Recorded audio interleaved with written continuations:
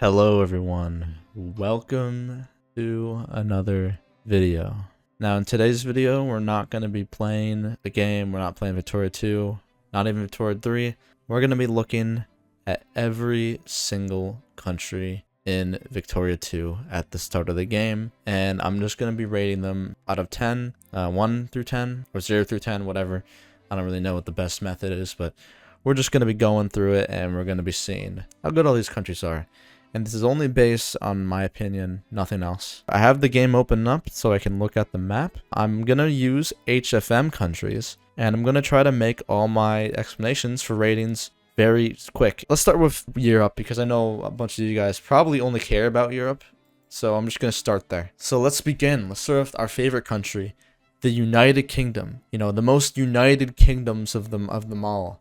What a generic name. By the way, before you even start to critiquing the country, before I even give a rating, let's just, can I just insult the UK? Like, what a boring name. The United Kingdom. Wow. Ugh, well, let me guess, there's a bunch of United Kingdoms? Really? Oh, what? Oh, and those kingdoms have interesting names that are cool? Oh, but your country is just called the United Kingdom? You know how many other countries have the United Kingdom in their name, but they can't use it because apparently the British were the first ones? No, they weren't. They just were the ones that had, the biggest guns. So now we're just gonna go right into the fact. I'm just gonna give a rating for the UK right now. A 1 out of 10. I'm gonna give you a second to think about why I gave it a 1 out of 10. Let's just go over some quick facts. This is the only country I'm probably gonna quick facts because this is the only one that I'm gonna have to verifiably prove is the worst country in the game. Let's just look at the map really quickly. Let me just look at it. Oh, they own the entire world. Oh, they own all of India. Oh, there you go. They own all of India. That's all I need to. That's all I need to tell you. They own India. They own India. There you go.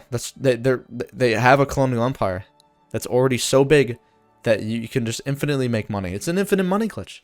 They can go to a homeless man and say, "Give me your money," and no one can stop them. No one is gonna be, "Hey, don't do that. Don't beat up that poor homeless person," because the British will just send out their big navy and then beat the shit out of you. If you enjoy playing as the #1 world power in the game, like you actively enjoy just beating up everyone around you, just because you can, I'm a bit worried for you. I hope you get in contact with somebody, because that's psycho behavior. The only acceptable time to play the United Kingdom is to release another country for them, to save the country from British rule. You're basically just playing it because you probably failed at another campaign, and now you have to play. Now you're playing the UK.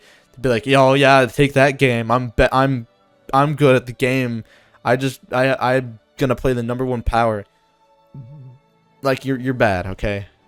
We know. France, okay, France 6, which actually is not that bad, but France gets a rating of 6 because France actually has a challenge. France, you know, they got people, so that's a star, I guess. But yeah, France, they don't have that head start that the UK does. So, you know, they actually have to work towards something. That's huge. It's a huge step up from the UK. That brings them up at least 4 points. Then the next thing is that you actually have enemies that can actually kill you, such as Prussia, for example. Oh my god, you actually have to fight somebody? Oh, and oh my god, the game actually has forced you to, actually do stuff to actively fight your neighbors because you have shit life rating in all your provinces? Isn't that something? France has to actively conquer colonies and also actively fight like Prussia or Austria or any country threatening them. Usually Prussia, and that's just the ones that's huge. But French people in itself also brings the country down. Moving on. Let's go to Spain. We'll do Western Europe first. I should just do paradox from back in the era when this game came out. Highly detailed Europe, and then as soon as we go anywhere towards the Near East, that's when things become unflavored shit. So, you know, maybe I'll make that the video. I'll do the paradox style. I'll go into detail for all these countries, and then as soon as I get to Tunis or Persia, I'm gonna just start going 30-second explanations. Spain. Can't spell Spain without pain, or I spell Spain without the S.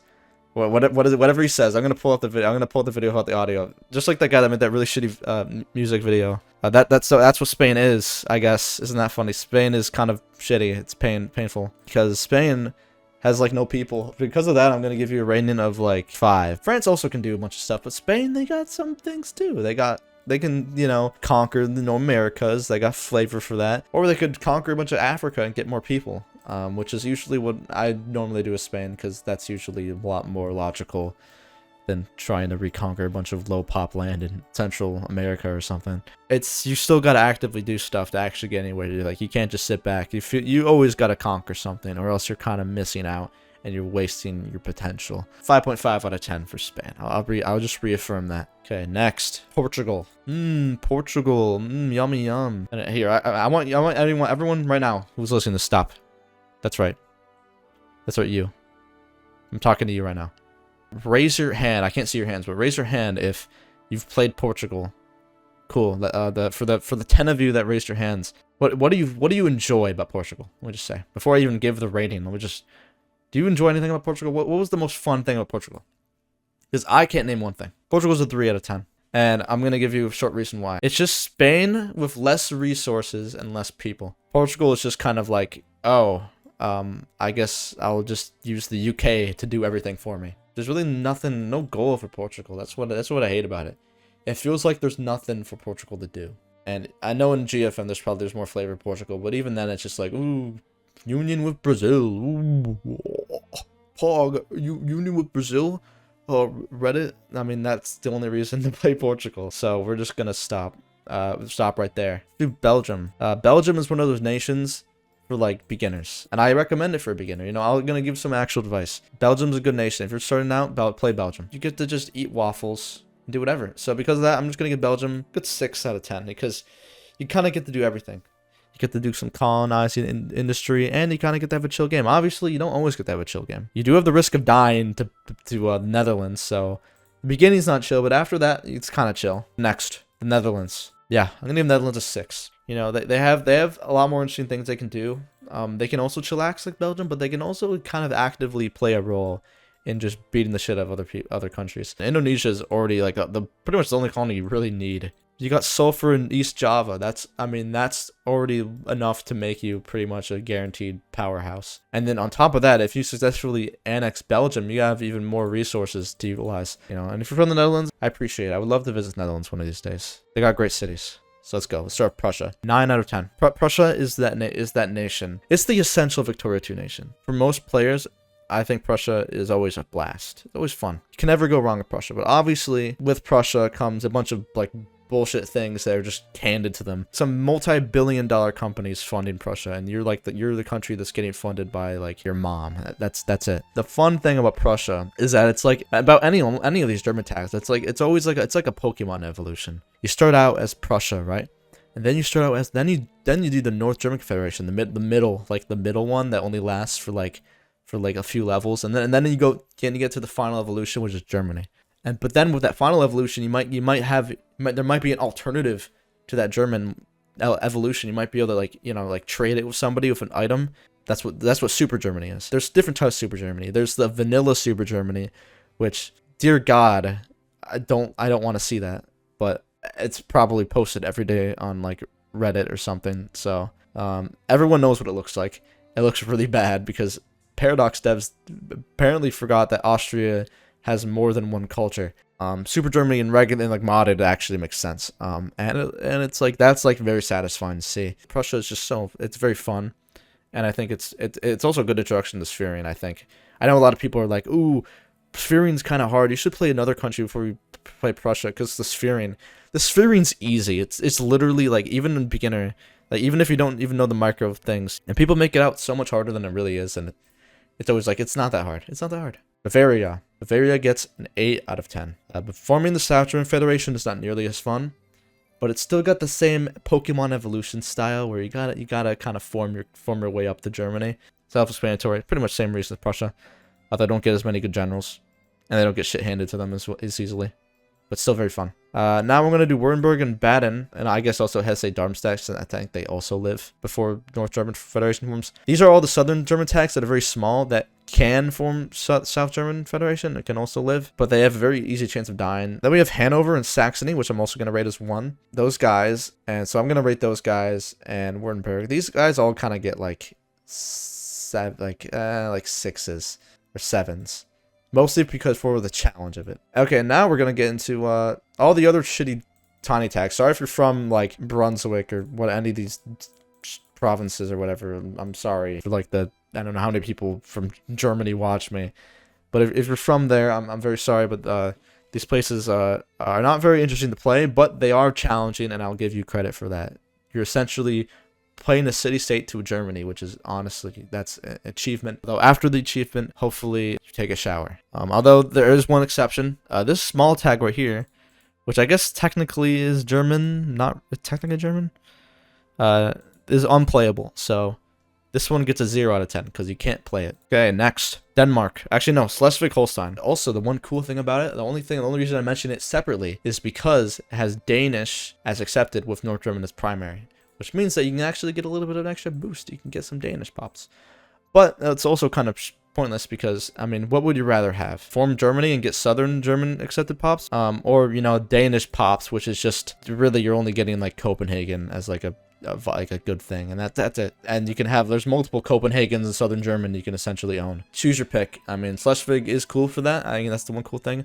And it is a challenge since you are struggling between Prussia and you get eaten by Prussia. And also the fact that you're halted by Denmark is practically owning you. So Schleswig gets a solid 7 for that. Now let's move to Austria, just really quick. Austria gets a 7.5 out of 10. And I'm just going to use some basic terminology here. Austria has low literacy, barely in the industry. They're also very multicultural, which makes it very hard to administrate and really maximize your potential. There's a lot of flavor. I love the flavor. Like the mod team really did a lot of good stuff to Austria. They really made it a lot more fun than like vanilla. Austria can do a lot of different things. Obviously, it can form Super Germany with its own kind of touch of Super Germany. It can do its own kind of thing. Do Austria-Hungary and then really embrace the multicultural empire. Or it could fall apart in a million pieces. Whatever you like doing, you can do. It feels, Austria always, to players, always feels like, oh, this is going to be hard because historically Austria was kind of like the loser. But when you're actually playing in the game, it's really not that bad as long as you know what you're doing early game. Don't back down on fighting Prussia. Do it. Fight Prussia right now. Really don't have that much of a hard time really defending themselves. It's just the AI always makes them look so incompetent, but it's really just you gotta focus. That's it. Focus. A keyword for Austria is focus. And the only reason I'm not higher is because they're kind of easy. That's kind of why. Let's start with Denmark. I think we're gonna do Denmark and Sweden kind of in one. Actually, no, they're not comparable. I'm gonna give Denmark a 4, and the reason why I'm giving Denmark a 4 is because Denmark just has like nothing really going for it besides Scandinavia. That's the only goal. In fact, if you're playing any of the Nordic countries, that's your only goal. But for Denmark specifically, like you got like almost nothing compared to the rest of the other places in terms of RDOs. Some colonies like, oh, I own one colony in India, and oh, you also own one colony in Africa that you will lose. Oh, I also own one colony in North America. St. Thomas, what is it? St. Thomas? Do you also know that that's the U.S. Virgin Islands now? You know that? Denmark in 1836 owns all the billionaire islands before they became billionaire islands. Think about that. Denmark owns Epstein's Island. I don't need to explain any further. If you need more explanation as to why I give it a 3, getting banned, blocked, everything. Okay. Let's move on to Sweden. Sweden is pretty much Denmark, except more fun. Sweden automatically gets a 10, which is like, wow, wait, whoa, 3 to 10. Sweden actually is fun because Sweden has resources, and Sweden actually has a higher population. And Sweden's good. They have good RGOs and everything. I mean, that's a bonus. First of all, having good RGOs, that's a huge bonus. And high literacy, which I also Denmark has high literacy too. But whenever I think about Denmark, I don't ever think about the literacy.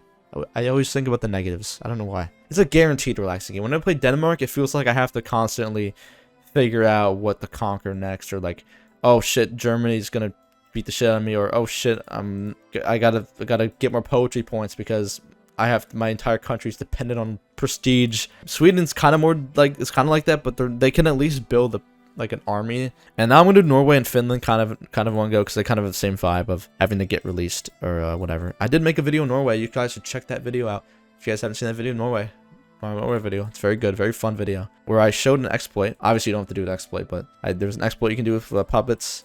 And I showed it in my Norway video. Norway and Finland, they both get 10 out of 10s as well. In fact, I feel like, I'll give Sweden a 9.5. Norway and Finland get a 10 out of 10 because those guys are fun. I never showed, like, I never actually like did a Finland on like a video, but I did Norway in a video. Finland's kind of the same vibe. Although you have to do a little bit different path, but they're both 10 out of 10s in my book. Not only do you have to fight uphill battle against your like oppressor thing, but then you also have to do a bunch of other cool stuff. That's awesome. That's great. 10 out of 10. And former Scandinavia is always fun. Scandinavia always makes it more fun. Okay, moving on. Let's just get Russia out of the way. Russia, I'm gonna rate Russia a solid 8. Russia's the big bear of Europe. They also got a lot of weaknesses, and I think Russia is one of those nations where you gotta build them up from scratch. 1836, Russia's on the street, and you're like, no. I'm gonna give you $50 million and fix your life. And that's what the player does to Russia every time. In 1836, they're drunk, and then by 1880, they're fine. They're sober. They're good. They've got their life back together. It's always fun making Russia competent by the time it's the World War era. In my opinion, it's very fun to play Russia just because of doing that, like, fixing of a country. I love doing that. I love doing that in Victoria too. Fixing a country from being, like, really bad literacy to, like, really good. That's always my biggest, like, inspiration to play any nation. And Russia's like a big power doing that. It's always hard for new players. I know when I first played Russia, it was a bit daunting. I mean, just moving the army. I remember everyone who's played Russia knows this, or any major power, or Russia especially. You know, your army is like a complete mess. You have to usually spend at least like 15 minutes organizing your army before you can even play. At least I have to, because oh my god, they're terrible. They're bad.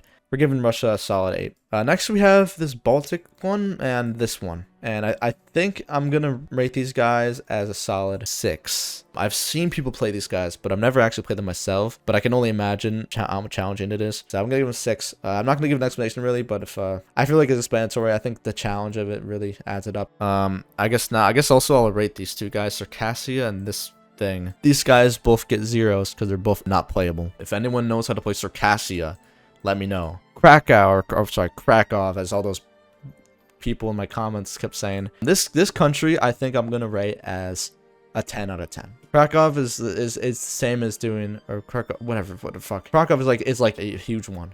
You have like a 4-chain evolutionary tree. Germany only is a 3-chain one.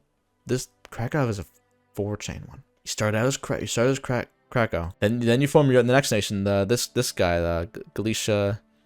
Galicia La Dormiria, or whatever, however you pronounce that. Then you form Poland, and then you can form Poland-Lithuania with that. That's a multi-evolutionary chain right there. You literally have to fight against all 3 of these strong powers. You gotta overcome that, and it's so much fun. And you know, playing Poland's always fun. Poland's questionable sometimes, but you know, Poland Victoria 2, guaranteed fun time. Okay, next I'm just gonna do Romania. Or Oceania and Moldavia, just kind of as one, because they're kind of both the same. So I'm not saying you guys from the 2 regions are different, are like the same. I know you guys the differences. I'm just saying, like, mechanically wise, okay? Don't get annoyed at me. Don't get angry. Don't. Okay, and don't come at weird European racist shit, okay? Tags where you kind of got to sit back for a little bit, take a chill pill. Increase relations with Russia. Close your eyes, wake up, and then Romania. I'm not. Oh, okay. And then you can actually play the game. Then that's when it becomes fun. It only becomes fun once you form Romania. Oceania and Moldavia, they both get, I think they both get 7s.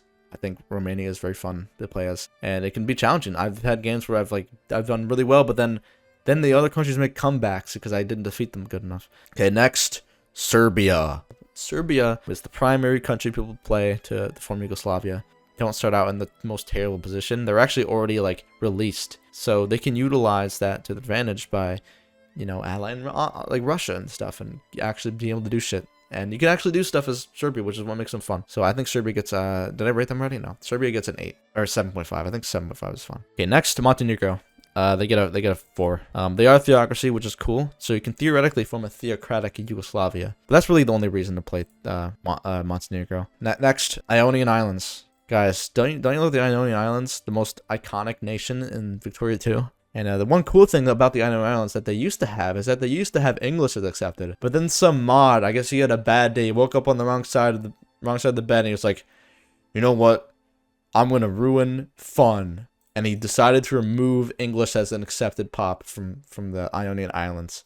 And at least in this HFM version. I think in HPM it's still English as accepted, but in this version of HFM, apparently whoever was dealing with whoever's doing stuff, he was not having a good day. And that brings it down. I was gonna rate it like Ionian Islands like a 9, but now I'm gonna rate it like a 4. Okay, next, Greece. Just like the name implies, Greece is a very greasy nation. They have like no people. Like, where did other people go? Everyone just left? And that's what makes them annoying, because then you have to really focus almost all your attention on colonizing stuff. I mean, you can get your cores, but even then, like, you gotta fight an uphill battle to get those pops up. You mess up one battle, half your army is gonna be red. You're gonna have, like, you not be able to replace it. So, you know, you better take advantage of getting colonies. If you see a free colony, like, oh, Egypt is, like, released with the Suez Canal, go eat that right away. But Greece gets a 4 out of 10. The only fun thing you do with Greece is like LARP as like the Byzantine Empire, which only losers do. There's some people that go further. They do like the fantasy Byzantine decision, and then like, ooh, they become like a purple color. Ooh, I'm so impressed. No, I'm not impressed. Wow, you ate the entire Ottoman Empire. Wow. Haven't seen that done before. And oh, speaking of the Ottomans, next the Ottomans. The Ottoman Empire, I'm gonna give the Ottomans a 9, which that's gonna upset a lot of Greek people. I'm sorry. Gameplay reasons, not for anything. There's just gameplay. I'm giving them such a good scores because it's just, I mean, they get their ass kicked in this game. They just get beaten down. They lose every war. You might see them like beat up Persia and take like a province, and that's it. That's all they do. But then when you're in control, you know, the sick man of Europe becomes the strong man of Europe. Because the Ottomans can build a huge army. And they have huge potential for an industry. I mean, just look at how many states they own. They own a pretty good amount of states. You can have a pretty good shit done as the Ottomans. And the Ottomans, you know, they just get so much. They have so many railroaded things to kill them and screw them over. The Ottomans is the one kid, and everyone throws a dodgeball at him. That's what the Ottomans is like. So it's an constant uphill battle. You got to constantly make sure you're still a great power. You have to constantly make sure you don't lose too many wars. You have to constantly make sure you have to concede sometimes too. It's like you have to do what you got to do to live. And the Ottomans, it's pretty hard sometimes. But you know, as long as you make the right decisions in the early game, you can really make it through. But the Ottomans, they get really screwed. That's what makes it so much fun. 9 out of 10 for sure. And that's, wait, hold on. I was about to say, oh, that's all Europe. Let me do all the micronations first. Andorra. Let's do Andorra, Monaco, Liechtenstein, and San Marino all in one go. They all get 5 out of 10s. And the reason I'm giving them all 5 out of 10s is because there's always something very uniquely fun about them. The only one I think I'll give like maybe a 3 out of 10 is San Marino. Because San Marino is like the least interesting out of all of them. Monaco has North Italian, French, and Occitan, which means they can get a shitload more pops accepted. And Andorra has French and Catalan, so they can actually like do shit over here as well. Just seeing the name of a micronation on the map is like the most fun thing ever. So that's 5 out of 10 just for that. Okay, anyways, that's all of Europe out of the way and done. Next, let's do Egypt. I do hate that Egypt is considered an uncivilized nation, but the Ottomans are considered civilized. I feel like Egypt should be considered civilized in 1836. They should be on par with the Ottomans. And it's kind of ridiculous that they're not. But I feel like that's just so that it's easier for the game mechanics for Britain or something to colonize. I think Egypt's a good solid 8 out of 10. Egypt is very fun. And the one reason I think is because it actually has like a pretty sizable amount of people. You know, they have pretty good like RGOs like cotton and stuff, and they got people, and they have to actually fight a pretty good struggle. So you know, I'll give them that. Next, Tripoli. I'm gonna rate Tripoli a solid 4. I'm gonna rate Tripoli a solid 4 out of 10, or so actually a solid 5 out of 10. And why am I giving it a 5? Isn't Tripoli unplayable? That's actually a myth. Tripoli is playable. Tripoli will make you go insane if you play it. And because of the severe effort it takes to play Tripoli, I think it deserves a 5 just from that. Everything else sucks about Tripoli. After you do the initial war and win, it kind of goes downhill because then you're like, well, I did it, but now I got to actually play the game for real after like 20 years of probably not doing anything. Being able to make a white piece, that's just huge. Okay, next, Ottoman Tunis. Tunis gets a 6 because Tunis is actually the easiest one in this region, and it's mostly because they have one province, which means they can pretty much just have one national focus for one province, and their population is concentrated. It's very easy for Tunis to actually get a pretty good upper hand. That's why I'm giving Tunis a 6. Algeria, on the other hand, that's a little bit of a different answer there. Algeria gets a 4. But I'm not really saying much because I've actually never played Algeria, at least like in this modded. Morocco, okay, now we're gonna move on to Morocco. Morocco gets a 3 out of 10. It's basically Tunis, except way less fun. Morocco has 5 provinces with 350,000 people. So you have a much more spread out population, but you also have less national focuses. So you have to essentially it takes you 5 times as long to increase literacy, which is a huge issue for Morocco, especially since Morocco actively gets attacked by Spain, France, I think Germany sometimes. And that's really hard when you're westernizing at a snail's pace. The whole region gets such a low rating for me because of how the code of the game is, how the code of this flavor for this region is. The whole region can form Maghreb, which is formable, but the problem with forming this country is that if France forms their Algerian colonial like thing, they can form like a little like colonial nation that can like spawn there if they get released, and that basically uproots the original Algeria. That gets rid of all the Algerian cores, and that makes a French Algeria. And in doing so, that means that the decision to form Maghreb is based on the countries that exist. So you have to own Algeria, Tunis, Tripoli, and Morocco, whatever. And if you don't own tag of Algeria, you can't form the nation. And that means that if French Algeria is formed, then you can't even form Maghreb. So even if you get far enough to be able to get strong enough to actually defeat all the other countries, Maghreb becomes an almost impossible thing to do. It's like, it feels like that's the one goal you should have like to strive for us in this region, but then you can never do it. Okay, that was North Africa covered. Let's go down here. And I'm gonna rate these countries very quickly. Treza, don't know much about you guys, but I know you guys get eaten pretty quickly. 3 out of 10. Futatoro, Theocracy, really hard to play. Probably 2 out of 10 out of like just not being very pleasant. Wolof, 3 out of 10. Gabu, 3 out of 10. Same reason, they just die these two die really quickly. Futujalon, I'm gonna give Futujalon at least a 5 out of 10 because at least I don't think they die as quick. They actually have a chance of living longer. But they're also a Theocracy, that kind of brings them down a little bit. So that's 4.5 out of 10. Bambara gets a 5 out of 10. And same for the Messina Empire.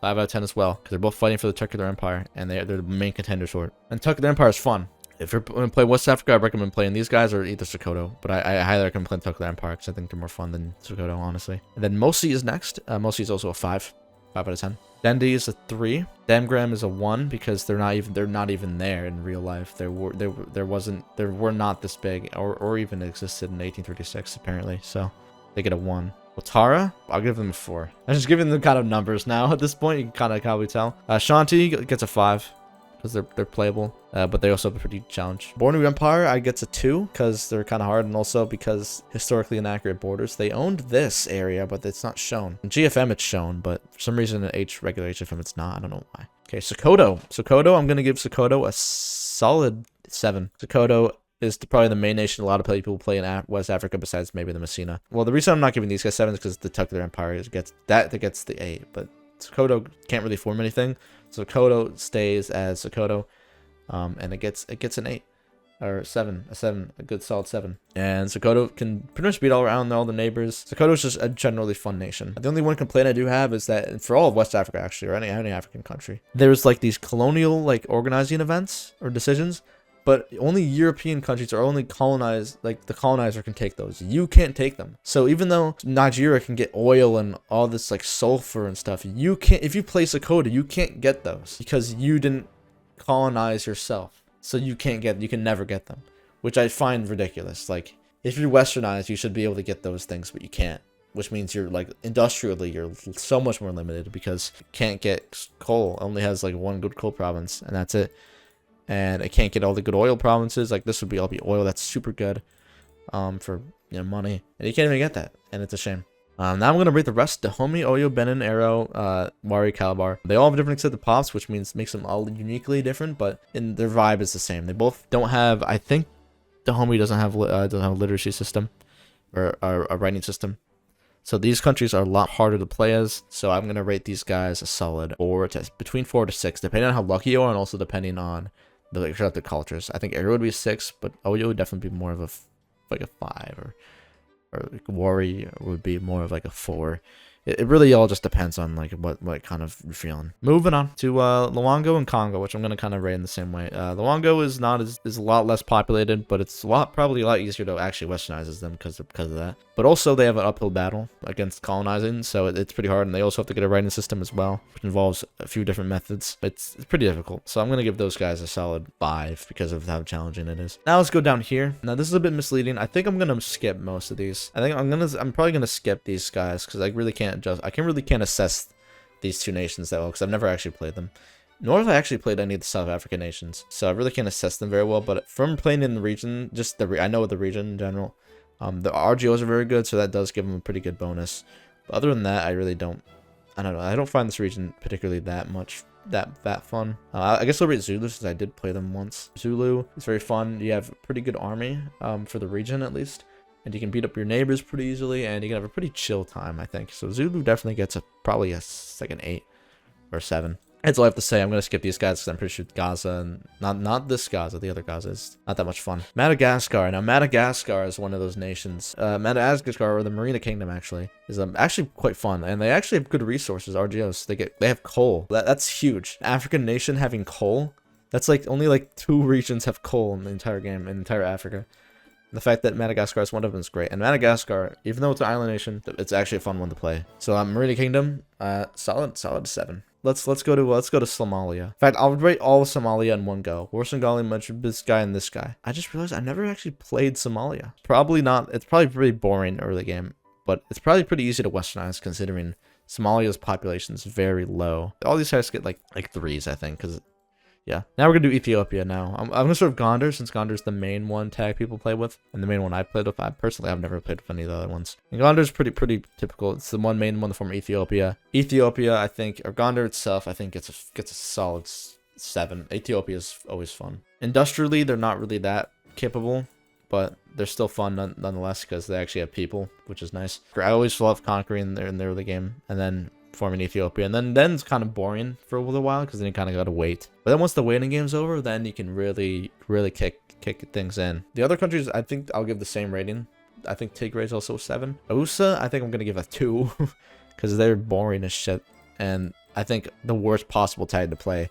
They literally have 2 provinces and 2 states. That is awful, and they have like no people. Shua is probably not as easy as the other one, but Shua I guess also gets a 6, and I think Shulu Kingdom gets a 2 because they pretty much die. No, Kaffa gets a 3. Yeah, Kaffa gets a 3. Okay, and that's all of Africa taken care of. Pretty much. Let's move on to Arabia. I guess might as well. So let's do these guys. Okay, Lahej or Aden. These guys almost instantly die, so these guys get a 1. I actually don't know if it's even possible to play as these guys because they literally die instantly. We're just gonna move on. These guys are 1 to 10. I don't need an explanation. All the other, actually we'll rate all the Yemeni ones as 1 go. They all get 2s because they all get eaten up by the British, and they also suck really bad. But correct me if I'm wrong. I'll wait. Muscat. Okay, now we're doing Oman. Muscat, Oman. Oman's actually fun in comparison to Yemen. The only thing going from Oman is that they have this, which actually has people. And guess what? Slavery, this is slavery RGO because of the slave trade. But then eventually, once you westernize, slave trade ends. And then, or once you ban slavery, slave trade ends. And then you start having a bad time making money. Muscat, Oman's annoying because eventually these guys will break. You can choose to break away from these guys. Oman has a difficult time. I think Oman's a 5. They're really not that fun. And now I'm going to do a bunch of these really quickly. I'm going to do the Trucial States, Qatar. Actually, Trucial States is actually unique because they're not puppets. I'll do the puppet ones later. People are like, oh, Abu, ooh, that's the United Arab Emirates. Wow. Like, wow, they're wealthy. Oh my god, they have oil. This is 1836. They got nothing right now. Right now, these guys got a bunch of pearls. But you can get literacy up really high. And you can use the British actually to expand. Now, Qatar, Bahrain, and Kuwait. These guys all get 3s because I actually don't know if they're probably really boring. But you can do the same thing pretty much as Abu Dhabi, just with extra stats because of the stupid Ottomans being satellite of them. And then we have okay, so Nej and Al Rashid. We'll just give them 3s, I think. Really not that much fun. I think maybe Nej, maybe a 4. I don't really know. Al Rashid though, I'm pretty sure is even more boring. Hijaz, a solid 3 because I don't even know if you can actually play as these guys, or at least for that long. In vanilla, I'm pretty sure you can play these guys and actually live. But in modded, I don't know. I'm not too sure. I forgot about another Yemeni nation. This guy. These guys are actually playable, I'm pretty sure. So if you want to play Yemen, play as these guys. Just for simplicity, I'm gonna just say I'm just gonna label all these as Kurdish minor states. I don't think any of these tags are playable. Maybe the Persian ones are. I'm not entirely sure. So like I said, if someone has actually played these guys and they're playable, let me know. I've never played them. I think the Persian one's playable, but I'm not entirely sure. I don't really know. So I'm gonna have to just kind of give like a I don't know on that one. Okay, next we have Persia. Persia, I'm gonna say Persia is definitely the 9. I think Persia is definitely a 9 out of 10. It's almost perfect, but there's a few stupid things, at least like railroad stuff, that makes Persia not a 10 out of 10 that I always found annoying. Taking Afghanistan, it can be a pain in the ass for some reason, especially in HFM. I mean, that's kind of a stupid excuse, but Persia's always fun. I think Persia's, they're just, Iran in general is always fun to play. There's so much you can do. I mean, you literally have so much potential. You have so much potential. You have tons of coal. You have iron and stuff, and you even have cotton, so you can kind of have a pretty diverse industry. The only problem with that is that your population is kind of a bit low. It might take a while for those regions to really get your factories up and running, but you can totally get your regions up and running really well and really effectively in Persia, which is what I think everyone can agree that that's the main reason for playing Persia. I think everyone can agree that that's better than most countries. So I think that makes Persia definitely a 9 out of 10 country. And also the fact that there's tons of like little flavor you can do, and there's tons of rivals you can fight against. Russia, the Ottomans, the British eventually, and you can make a pretty decent navy too. Not too difficult. Persia's 9 out of 10. Let's go to let's do Afghanistan next. Afghanistan, I think, is definitely a 6.5. And I don't really have a good reason, but I think it's just, there's some things, it's really, Afghanistan's basically depends on what you do early game. Early game in Afghanistan, you have to play a very specific way. You have to defeat the Sikhs, you have to do a bunch of stuff in order to win, because like, if you don't defeat the Sikhs, then you instantly get puppeted by the UK. So you have to do a bunch of like things to actually get to what you want. But other than that, Afghanistan's not too bad. I read Afghanistan, definitely on that, the bullshit things that can happen in the early game definitely can affect it. Next, Kunduz. I tried to do Kunduz. I got bored. Like the other nation I mentioned, this one, it's a nation that starts with 2 provinces and 2 states. That is the worst combination. And also, the most populated state, Kunduz, gets lost almost instantly to Afghanistan. So you will be Kunduz without owning Kunduz, which is honestly really stupid. So I'm gonna give Kunduz probably a 4 because they're not the worst. But I like a 3. Actually, I'll give them the 3, yeah. Next is Bukhara. Out of all of them, Bukhara I think is the easiest one, because Bukhara has the most population out of all of them. Yeah, Bukhara is the easiest because they have the most population out of them. So I'll give Bukhara definitely a good solid 6. Kokand I think is definitely a 5, and I think Khiva is definitely a 4. I'm just going to say that right off the bat. I don't really have much to say about these guys, since I don't really have much experience with these two, but I will just say that in general. Next is this guy, Chitral, which can be eaten up by the Afghanistan pretty quickly, but I don't really know what these guys are all about. They're not really unique at all. I feel like they're kind of actually weaker than, they're probably like one of the weakest countries in the game, honestly. I don't even know if they can last that long, but if they do, they probably don't last that long. Okay, next on the list is the Sikh Empire. The Sikhs. Okay, so the Sikhs, I think the Sikhs are probably a 7 or 7.5. I will say 7.5 out of 10. I feel like that's a fair assessment, because the Sikhs are like, there's many nations in India that can like form an Indian nation, but don't form like India. So like the Mughals are an example, and East India Company is an example, and also the Sikhs are an example. Sikhs are actually pretty easy to play, and I think the easiest one to do. But the Sikhs have a very easy way to surviving, and it's kind of funny, honestly, because the Sikhs, guess how the Sikhs live. Do you want to know how the Sikhs will not die? Because they always die every game. You're like, oh, they must be hard because they die. You want to know how to not die as the Sikhs? There's this little decision, and all you have to do is just not click the decision. It looks really good. It looks like it gives you a whole bunch of good modifiers.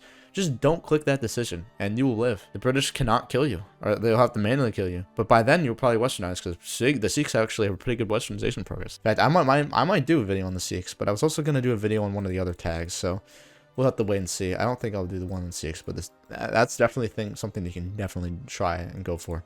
Just after that initial stuff, you just basically can probably conquer Afghanistan, conquer Sindh, get coastline access, and then you can kind of conquer India because you have enough people here to probably amass enough of an army to actually push into India and, you know, ally someone else to really help you fight. And I think that's what's nice about the Sikhs. Next, we're gonna do Kalat, which is kind of mid. I think I'll give Kalat a 3 out of 10. I don't really need an explanation. Just look at Kalat. They got Baluchi, and that's it. That's all they got. They got Baluchi, and they got a couple. Guys. There we go.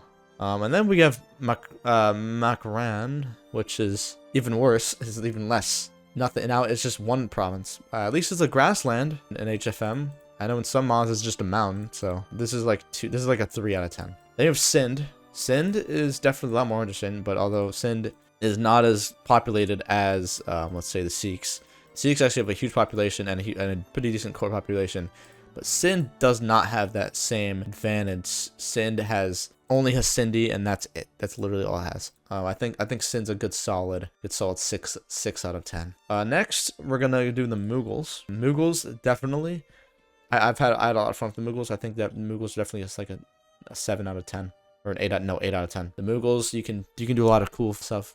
They also have things where it's like they have an idiot test, and then all you have to do is just pass the idiot test and you'll live. And then the British will literally give you one of the best provinces, and then from there you can literally just like beat the shit out of the British. Trust me, the Mughals are very fun. I think I'm just gonna label all these guys kind of in one, the Indian minor states, at least the central Indian ones. Because they all have, these guys can't really do much or whatnot. These guys I'm not too sure about, so I'm going to not rate those guys. Sorry if anyone's from Baroda or these guys, but I can't really fairly rate you, or Kutch. I can't really fairly rate those.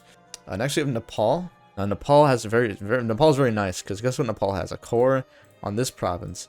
And guess what this province belongs to? The United Provinces, which is one of the best provinces, with what a funny name, United Provinces.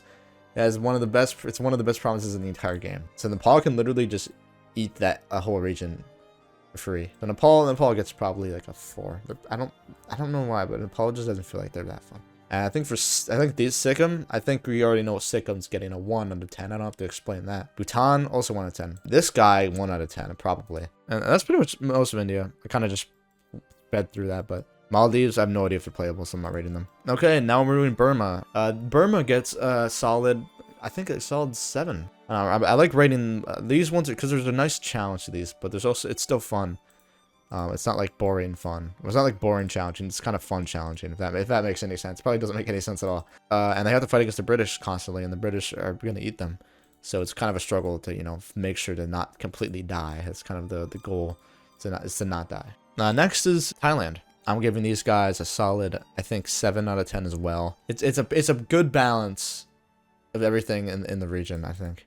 And oftentimes it's pretty hard to actually get great power status as Thailand, but it's possible. Luang Prabang is a very interesting country. Pretty much kind of sucks. It kind of sucks. So I'm gonna rate these guys probably it's pretty low. They really can't. I don't think they can do much. These guys are like a 2. Then we got Champasak, and I don't know. I don't really know the potential of these guys, so I'm not gonna rate them. But I'm gonna probably rate them under 5. They're probably under 5. Cambodia. I don't actually know how playable Cambodia is, but they're definitely playable. I just don't know how. I don't really know. Let's do Vietnam. Actually, we haven't done Vietnam yet. I think Vietnam is a solid 9. A solid 9 out of 10. I know Vietnam's a lot more fun compared to the other areas. I think because their population is actually higher, but also because I think it's a pretty unique area to play in. And it's also fun trying to, you know, fight against the colonial powers nearby. And France might actually take like a province from you, but you can still counter that. Vietnam's 9 out of 10 for sure. Vietnam's great. Yunnan, I've actually never played Yunnan, but I'm pretty sure, considering the fact that they have this province, I don't think they're that hard. At least in terms of economics wise, they're probably fine. In terms of actually living though, I really don't know how they'd fare. Guizhou, I don't know either, so I'm not gonna rate them, but I'm gonna rate Yunnan probably at least a 5. I'm kind of giving like question mark ratings now. I don't really know. The Qing. Let's think about the Qing for a second. So the Qing is like China's definitely a wild experience. I think China. I'm gonna give China a 6.5. And the reason I'm giving them that rating is because they're fun, but they're not fun. They're like not fun. Because it takes so long to get to the fun. And then by the time you get to the fun, you're like, I've waited so long and now I only have like a few years left in the game. And that's what sucks about playing China. And which is why you have to play China in a very particular way. I would mention the Taiping Heavenly Kingdom, but unfortunately they're not at the start of the game, so I'm not going to mention them. Then that would definitely be probably over. That would be 7.5, or like at least 7.5. But the Qing is definitely a lot lower because that really lowers down the fun scale. Because the Qing will always fail. The Qing are programmed in the game to dissolve completely and enter a warlord era. Always, guaranteed. So you almost have no chance of actually escaping that reality, which makes it incredibly difficult to actually, you know, have fun. I mean, the warlord era could be fun if you actually planned it properly, but if you were a first-time player and doing this and then that happened, you would not know what to fucking do. If you have to deal with your country essentially being like, no, I don't want to adopt slightly better education, and your country's isolationist and it sucks and it's really annoying. So it really kind of hurts your chances. And that just really ruins the experience, but it's still fun to, you know, have to fix China. Fixing China is the huge part of the points here I'm giving China. Okay, the rest of these guys, I'll give all these guys a 4 out of 10. 4 out of 10s. Tibet, I think, Tibet's like a 4.5 out of 10, I think. Whatever. I'm kind of just making up ratings for that, because I don't fucking know. Korea, I'm giving Korea 5 out of 10. 5 for being difficult as hell, and then the rest of the points are deducted because Korea would probably be a 7, honestly. But because of all the bullshit of Japanese, like, expansion stuff, that really makes it difficult because Japan's programmed to eat Korea, even if Korea beats the shit out of Japan. So it's in HFM, and HPM I think is more playable. HFM, it's like holy shit. So that we're gonna leave it off that like a 4 out of 10 for Korea. Okay. Next we have Japan. Now I'm gonna skip all the other Japans. I'm gonna rate those. You can decide what you want to rate those. I'm only gonna rate 2. Imperial Japan is gonna get 10 out of 10, and then Shogunate Japan is gonna get a 9 out of 10 because Shogunate Japan is slightly more annoying. Yeah, they're both getting 10 out of 10s. 9.5 out of 9.5. 9.5, and this one's a 9. Imperial Japan's a 9, this one's a 9.5 because Shogunate Japan's slightly harder. I think Japan is one of the most fun countries you can play in the game. It's excellent for beginners who want to play a nation that's like that's not westernized but also has huge potential. And Japan has everything: making big navy, big army, colonize. And you don't have any stupid, pesky, you know, strong neighbors to kill you, so that's really nice as well. And that's what makes Japan really nice, because you're kind of like the only regional power. Eventually, you can conquer a bunch of colonies and stuff, and go against the big powers. Sorry if you guys wanted to see me rate all these little guys, but honestly, like, it's not really worth it. Ryukyu gets a 10 out of 10. I forgot about one. The East India Company is technically a nation. East India Company, I think I'm gonna rate 6. Mostly because it's kind of boring. The British are actually not that hard to defeat because you own India, and the British barely send any units. Whatever army tech the UK gets, or whatever tech the UK gets, you get in like an event. Even though you're not like westernized and you can't actually like do research, you still get the stuff the British get, and that makes it pretty easy to defeat the British. It makes it a lot less harder. You know, if you know what you're doing, you can get a pretty big, large army, and then use that large army to really wield your power against other nations. Now that's the fun of it. And next, yeah, so the British, yeah, they get like a 6 out of 10. So yeah, now let's do the Malaysian provinces. But I'll kind of do them all in a burst. Let's do this guy, Perak, Pahang, Selangor, and Johor. All these guys are gonna be rated as just 1, and I think I'm gonna rate them as probably a 7 because they're pretty challenging, I think. But they also the RGOs over here aren't that bad, and they have pretty good precious metals, which does help with the economy. So I think these guys are pretty good. I think. I don't know. I don't really know what sets these guys that well. These guys, I can rate these guys a 5 because they're kind of hard, but they're not. They can still live. And last stream I did was actually on these guys, which sorry I never finished. Maybe one of these days I'll finish it. They're not that exciting. Okay, next, all of these guys: Sayak, Jambi, Java. No, I don't think those guys are playable. If they are, let me know, because I'm pretty sure they just get annexed to a decision. Next is Lanfang. Lanfang actually is playable. In fact, one of these days I gotta do Lanfang because Lanfang can conquer China and do fun stuff. So I recommend actually playing Lanfang. Next is, let's do yeah, these guys. Kalimantan. Kalimantan is actually all these. I'm just gonna rate all these. I'm sorry if I'm generalizing, but these guys are really gameplay wise the same almost. I have almost no population, and playing these guys kind of sucks, honestly. Oh yeah, did I rate these guys? No, I didn't. I rate these guys like a 2 out of 10, or like I don't know. So these guys are, I don't know. They can form Indonesia, but Indonesia's like I said, Indonesia's one of those things where that can also be broken because of how the event's set up, where the Dutch set up a puppet government, and that ruins the whole thing. The Bone Sultanate. These guys I think have a better chance, so I think I'll give them maybe a 5. Actually, no, these guys get a 4. Oh yeah, Bali. Bali actually is not taken over by anyone, so Bali actually has a chance, but Bali is ridiculously hard. So Bali, I think, gets definitely a 6 just for that. The Tidor Sultanate, I don't even know if these guys are playable, so I'm not even gonna rate them. But they're probably, maybe they are, but I have no clue. And that's it for that region. Oh my god, I kind of went breezed through that. Fortunately, Australia and New Zealand are not countries at the start of the game, so we're not rating them. I think Hawaii definitely gets a 7. Yeah, Hawaii gets a 7, mostly for the fact that I can actually get immigration. I don't think I can get it as much as other places, but Hawaii definitely can get immigration. Not much flavor, but still very, very interesting to play as. It's not a complete bore, although it might be for some people. Maybe for me it's not, because I'm like insane. I'm a psycho. That's all of the old world taken care of for the most part. So let's move on to North America. We'll start with Canada, which is the Hudson Bay Company. I think these guys are playable. I think. I actually don't know. Yeah, these guys are playable. Yeah, these guys are playable. I think you can become Canada. I think. Hudson Bay Company, I'm definitely going to give like a 5 out of... No. A 4. No, 5 out of 10. Next on the list is the United States of America, which is actually the final great power I'm going to be going over. The U.S., I'm going to rate the U.S. like this. Let's see. The U.S. gets a 4 out of 10. A very generous 4 too, almost a 3.5, but I think I'll be nice enough to give the US a 4. And that's mostly because the US is one of those nations where it's like a nice chill nation, but it's one where you literally can fall asleep after 1870. Once you reach 1870, you can go like this. My work here is done. Sit on your ass like this, and then close your eyes, have the game playing, and then you wake up like, oh, shit. Oh, I'm number 1 industry, number 1 prestige. Like, you can literally you can just do nothing and still, you can just grow. The US is like an infinite growth glitch. So much immigration, so much stuff. It's almost impossible to not fail. It's interesting at first, because at first it's like very exciting. You get to do all the US stuff, killing native people, conquering Mexico, and then the Civil War, the big lead up. And then you do the Civil War, then you play the US, and then you start doing imperialism around the world. And that's the US for you. And then you guys like worship Ronald Reagan after dinner. But the thing is about the U.S. is that it's not even that fun. Everyone in the U.S., you know, I know this because I'm from here. We all eat cheeseburgers. We read the Bible 3 times a day. We constantly drink oil on Ronald Reagan's birthday. We all go to his grave. We all pray, and we all eat hamburgers and cheeseburgers. That's what happens. So you know what to do. You know what to do on February 6th? That's what we do. That's what we all do. I guess, okay, next.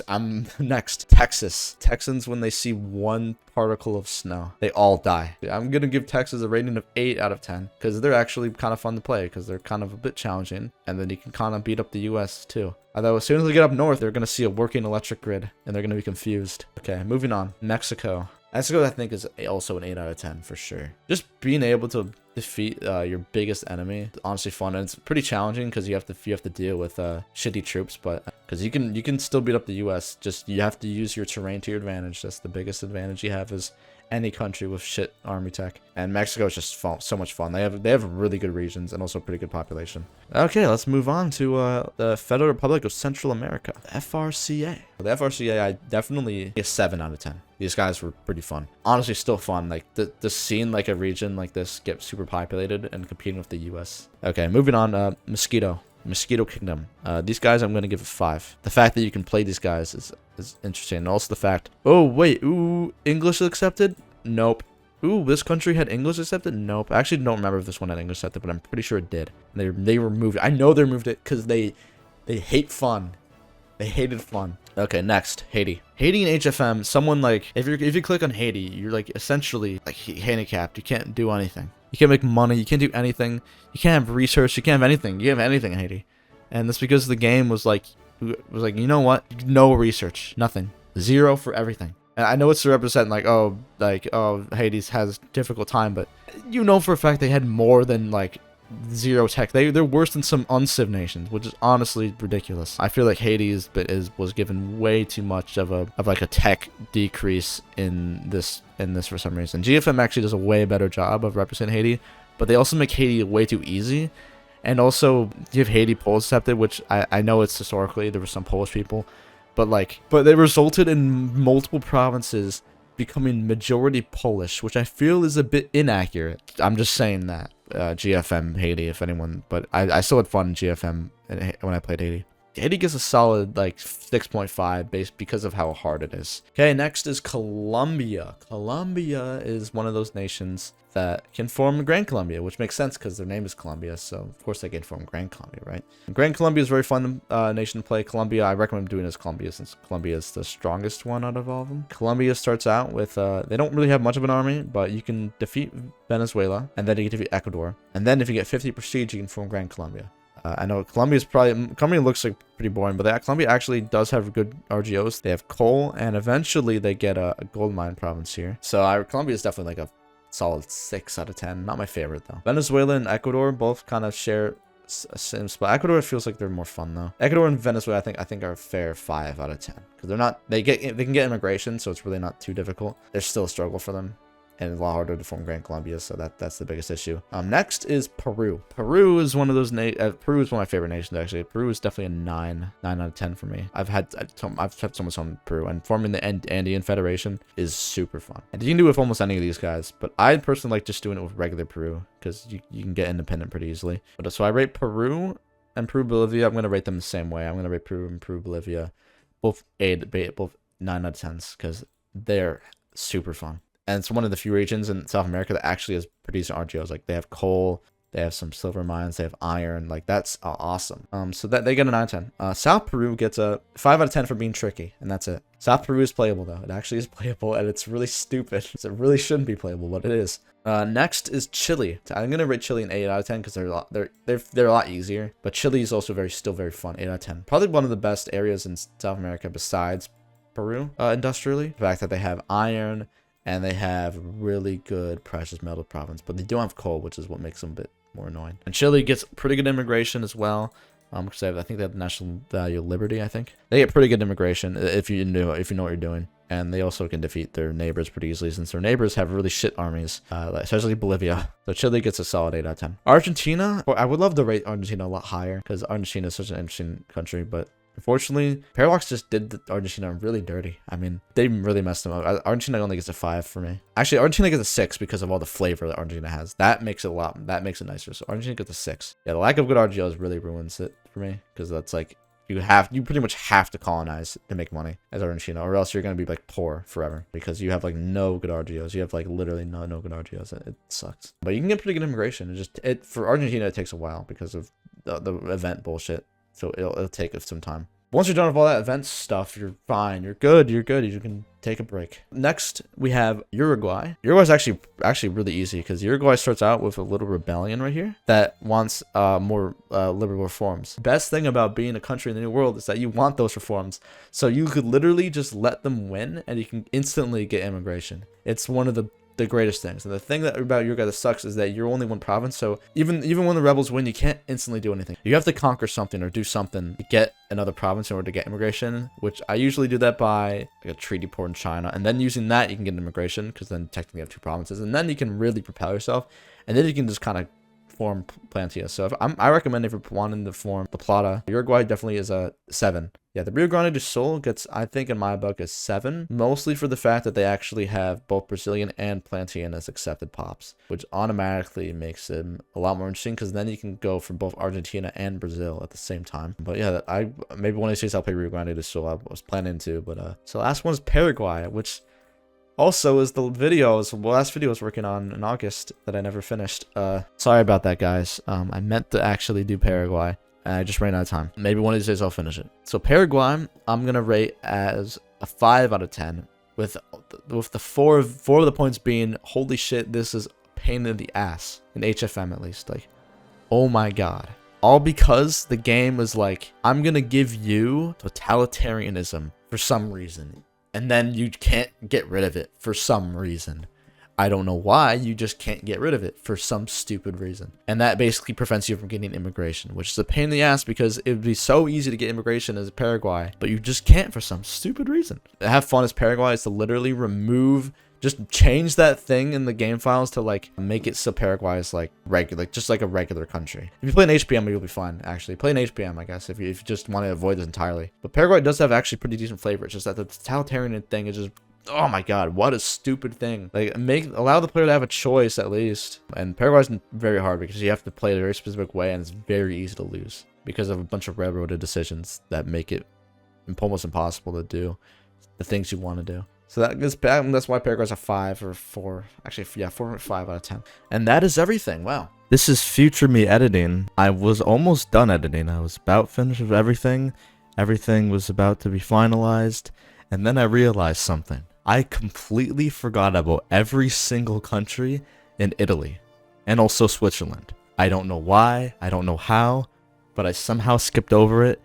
It might have been because I recorded this probably 7 times before, and I think I just skipped it because I thought I did it before, but I didn't do it, so I guess I'm gonna have to do it, because if I don't include it, I'm gonna get a bunch of angry people commenting, telling me I skipped literally every single Italian country, as if I like hate every single one of them. So let me just really quickly do one right now. So let's just start with the most common one. Let's start Sardinia Piedmont. Sardinia Piedmont's the one that everyone goes to when they want to form Italy. I think because of that, I'm gonna give Sardinia Piedmont definitely a 9, because it's probably one of the most fun things you could do is forming a country. Like I said, probably 1,000 times in this video. But Sardinia Piedmont's another perfect example. Forming Italy is so fun, and it gets more fun when you actually know what you're doing, because then you can form it really quickly. They have a lot of railroaded stuff. You can kind of just form it by like literally doing nothing, but it's still very fun. But obviously we have a bunch of other Italian powers. I'm gonna go through the next largest one is Two Sicilies, which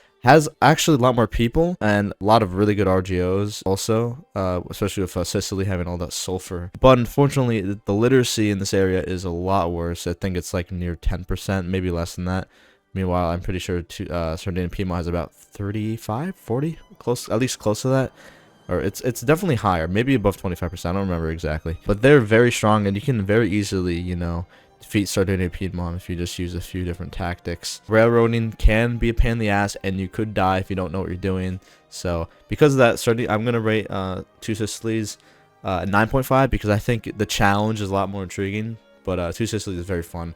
Highly recommend playing that if you're maybe like already played some of the established powers and you want something a little bit more tricky but not too hard.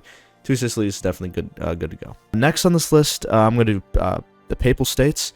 It's one of the few theocracies in the game, which I think gives it a little bonus, because theocracies are kind of a little tricky in terms of like rebellions every 2 seconds. But the Papal States is very fun. I think I'd give the Papal States probably also 9.5, just because of how unique it is, and also how fun it is to actually like try to form Italy as the Pope. You know, you're literally like the Pope and you're forming Italy. That's kind of cool.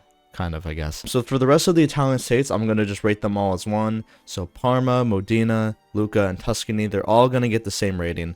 And I think I'm going to give these guys probably a good 7.5.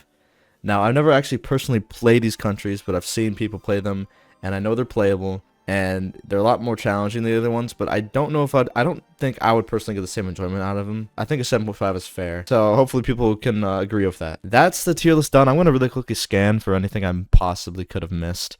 Oh wait, oops, I forgot about Switzerland. Oh my god, Switzerland. Okay, hold on. I almost forgot Switzerland again. Okay, Switzerland. Oh yeah, so Switzerland is the official last country I'm rating, because I forgot about Switzerland somehow. Okay, just imagine Switzerland like this. It's just some rich dude on a mound holding a bunch of gold, and then watching the whole world. That's Switzerland. When you play Switzerland, though, you can actually do stuff. I think there's like a Civil War event that will pop up. I don't remember what the name of the war is called, but it happened in like the 1840s or something. During that time, you can't be neutral because you're actually having to fight a war. So you can just stay as, you know, a non-neutral country, and then you can actually do stuff. And then hopefully, you know, you can try to expand into maybe like Italy or something. I think that's usually the strategy people go for. I think Switzerland probably gets a good old like 8.5. They're pretty fun. I assume so. Yeah, that's the entire rating. I'm gonna go back to editing now, and this video was a pain in the ass to edit, and I have to finish it by tomorrow. You'll go back to me from half a month ago. Bye bye.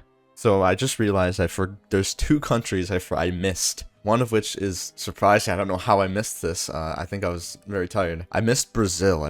I like skipped over. I thought I did it, but I didn't do it. So whenever I think of Brazil, I think of that tourist guy from the Smiling Friends Brazil special. That's kind of the picture I think, and that's the picture I think when I think of Brazil and Victoria too. It's big, it can get very strong, but industrially it's always hindered by the fact that it has like no good resources. So you still kind of gotta colonize stuff and, you know, do whatever. But Brazil is also very out of the way. You can kind of relax. It feels nice to just kind of have a nice big immigration game and compete with the US. Whenever I play Brazil, competing with the US is always fun, and, like potentially trying to beat them up late game. So I'm gonna rate Brazil like 8 out of 10. I always enjoy New World countries. That's just me. Next, this little island thing, whatever, something Samos, I don't remember, but it's owned by, it's a puppet of Turkey, and I don't think anyone has ever played it, but it exists. It's a country, and guess what I'm gonna rate it? I'm gonna rate it a 2. No, a 1 out of 10, because I can imagine it's probably even more boring than the Ionian Islands, and probably even more impossible than the Ionian Islands. But I'm pretty sure they are playable. I think they're playable, so correct me if I'm wrong. Maybe they're not playable. I have no idea. I really if you guys watched all the way to the end, I appreciate your patience. I know I didn't really make a video in a while, but I know this is not the video I was gonna make first, but I really wanted to get this out of the way just so I have like an official list of most, like 90% of the countries. I probably missed like obscure countries that are in like GFM or something, but I don't really care about those ones. I really just hit all the main ones, really. Also, I missed all those little tiny ones that are in like Georgia or whatever. Those ones all get like 3 out of 10. To play those guys, you have to really be dedicated. And I think I'm gonna wrap it up. I had to restart this video many times. I just didn't really like the way I was doing it the first time I started. And that attempt really didn't help me at all. Like, all those previous attempts were really boring. I did not like them. I have to, if I'm gonna upload something, I gotta like it. Because of that, I like halted all progress on the other script writing I was doing for my other video, just so I could just focus on this video, which is not even scripted. This is all just from my mind.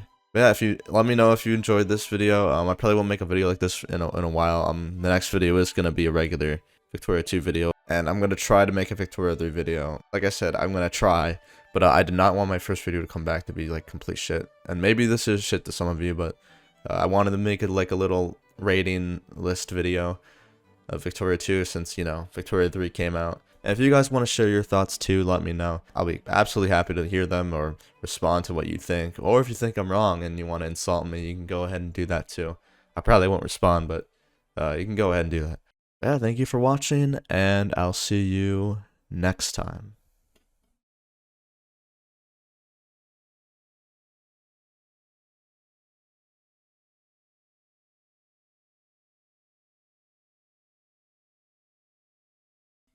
Subscribe for more. Subscribe for more epic reaction content. If I become a reaction streamer, I hope everyone unsubscribes.